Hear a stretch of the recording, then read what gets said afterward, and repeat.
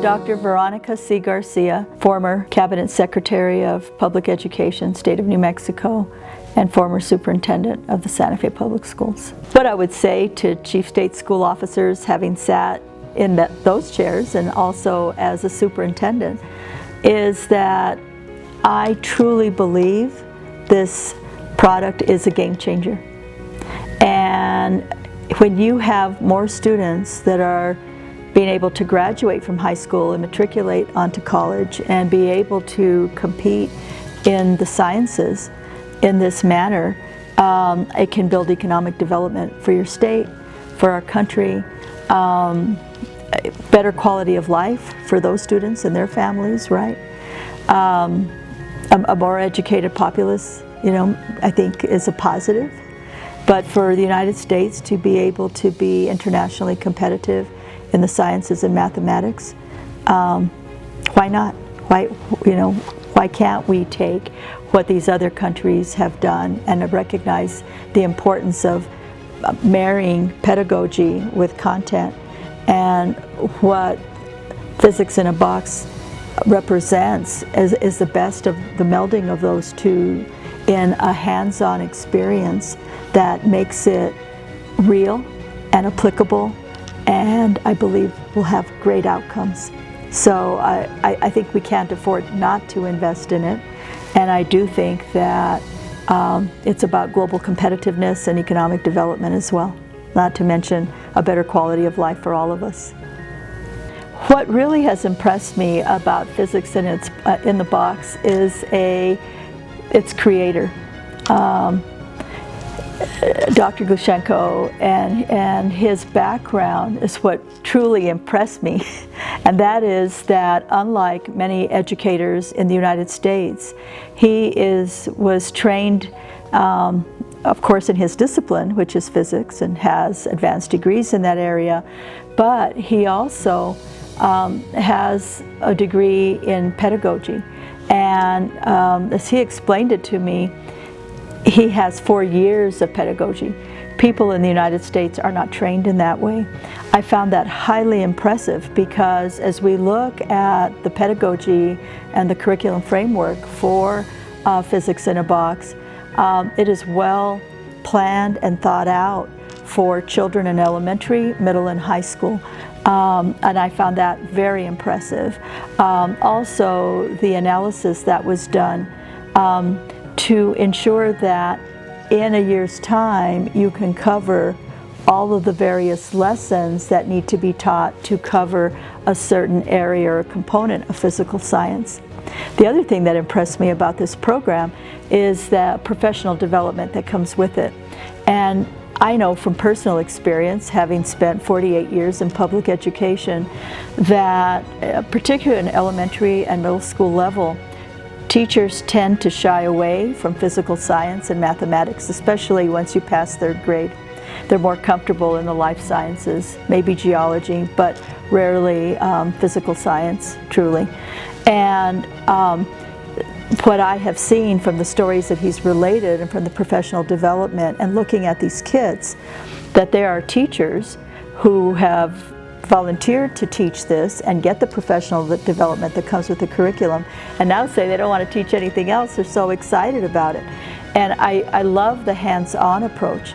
I took physics in high school, and I really didn't like it at all.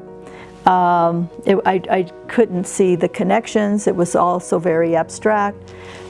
If I had been exposed to what they have in this one kit, I mean, it is really a laboratory in a box to cover that subject area. So if you're teaching in a classroom, you don't have access to a lab, everything you need is in this box. It's not cheapo plastic pieces that are going to break after a year or two. The construction is amazing. The craftsmanship is amazing. But to have a week to have all the lessons for you and the professional development once a week to guide these teachers along, I think is just fantastic. And I think it can be a game changer. And why I typically don't give testimonials as a matter of fact, this is the only one I've ever done for a curriculum ever, in my entire career. But I do think it has the potential to be a game changer for the United States as a whole, because we are always lagging in mathematics and science. And I think that we're missing this foundational piece, that if young people understood physics, physical science in elementary and middle school, they would be more inclined to be able to continue on and take advanced mathematics and physics in high school, which we are lagging behind, right? We have to import many of our scientists. So it has an economic impact on our country. It has a what would I say, a security impact in our country, right? If we don't have the scientists who can compete and be able to grow our own. I think for underrepresented communities where we have young people who don't go on to college because they don't see themselves as scientists or having that kind of a mind, having hands-on experiences at a young age and building those foundational skills and feeling competent and excited, and their teachers feeling competent and excited about teaching it, is truly a game changer. And I think that's why I'm so passionate and have gotten on the Physics on a Box bandwagon, because I truly believe that it's one of the missing links that we've been missing. I don't know, I couldn't be more enthusiastic about it, truly.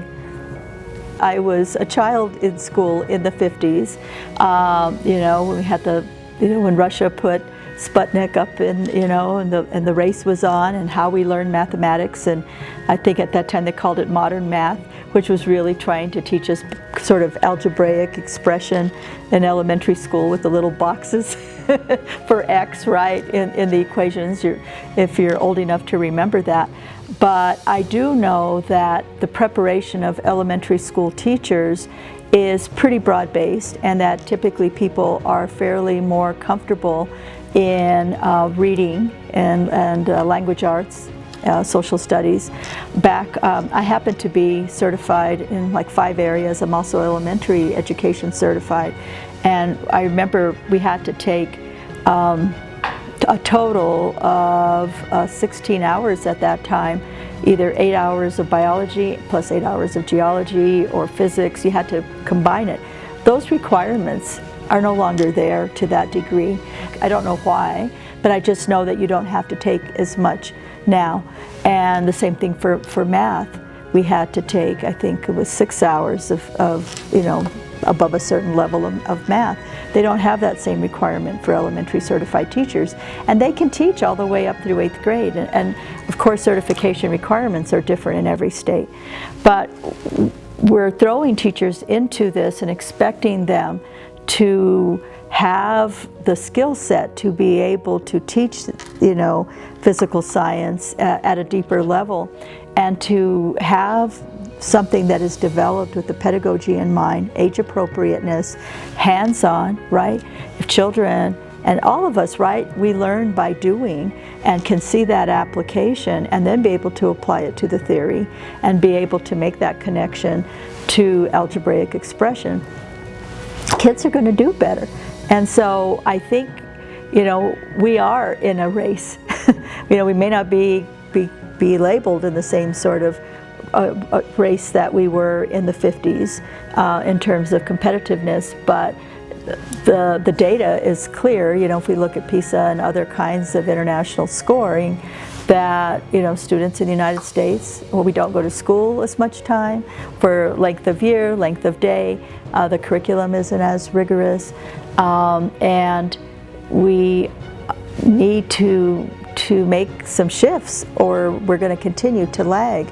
And I think this is I think it's a diamond in the rough.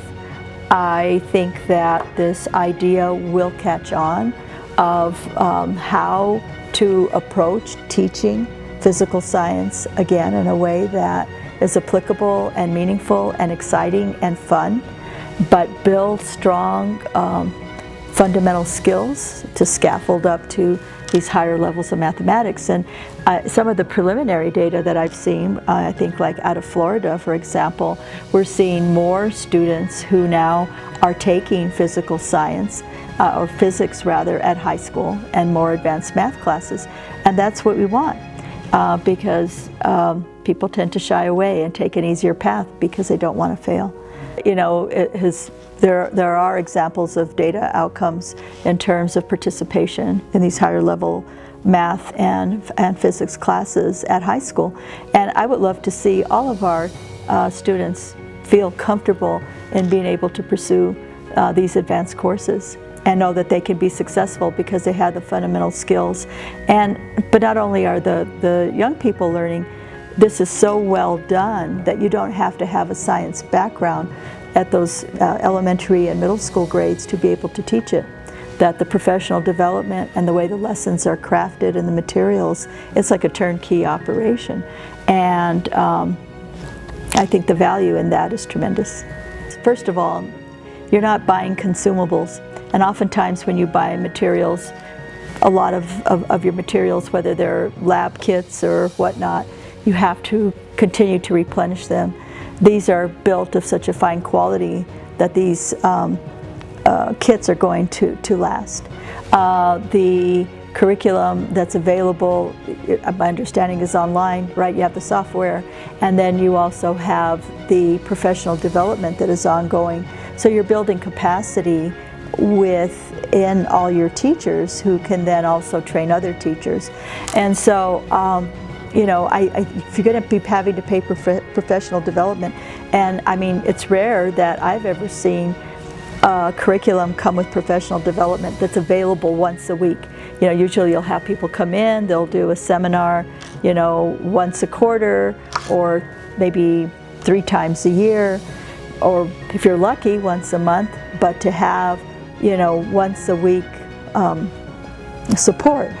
You don't have to have a laboratory. I've seen, you know, where they've had buses, right, where these put the different kits and the buses go from school to school, right, and so the kids go out and have lab on the buses. You can have multi-use from them where a kit can be used in various grade levels, right? You can use it for a club, for enrichment. You could use it for gifted education programming, and then, you know, in your regular curriculum.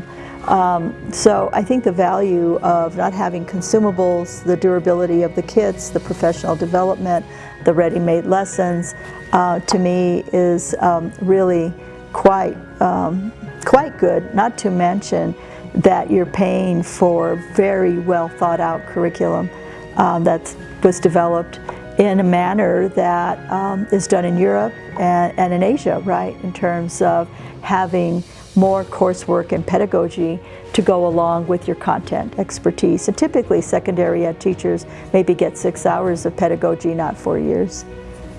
I have devoted my life to public education and to public policy involving education and related areas. And I really care about our future and our children. And I think that this will help us to have better outcomes, better opportunities for our students. And so I say, take a look at it, give it a chance, let your teachers take a look at it. I think you'll be very impressed.